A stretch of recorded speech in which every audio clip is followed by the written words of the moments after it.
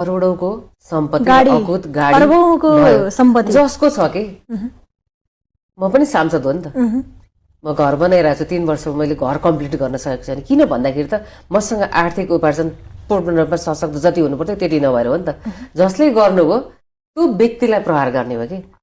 सबै पार्टीमा पार्टीभित्र एमाले पार्टीभित्र धेरैको देखिन्छ नि त। तपाईँ आफै पनि देखिरहनु भएको छ तर भन्न सक्नुहुन्न किन पार्टीमै हुनुहुन्छ। मैले देखे मध्येमा नि कसको त ल त्यसको लागि चाहिँ भन्न पर्यो कि त्यसलाई प्रहार गर्ने हो जसले उसको।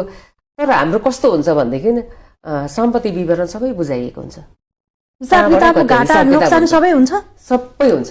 उसको कहाँबाट आयो व्यक्तिगत सम्पत्ति विवरण हेर्छ एमाले पार्टीले हेर्छ। पार्टीभित्र अहिलेसम्म चाहिँ मलाई गरेको थाहा छैन होइन, तर त्यो पनि अब गर्नुपर्छ भनेर अस्तिको हामीले विधान हाम्रो सम्मेलन थियो नि, विधान अधिवेशन, त्यो विधान अधिवेशनमा छ पार्टीको हाम्रो चाहिँ सम्पत्ति कसरी आयो।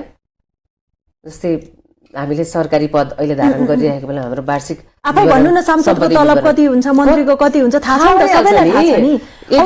त्यो तलबले करोडौंको गाडी चढ्न त सम्भव छैन नि। सम्भव छैन। कुनै पनि सांसदको तलब मात्रैले करोडको गाडी पनि सम्भव छैन, करोडको अर्बौंको सम्पत्ति पनि सम्भव छैन। अकुत सम्पत्ति नै हुँदैन।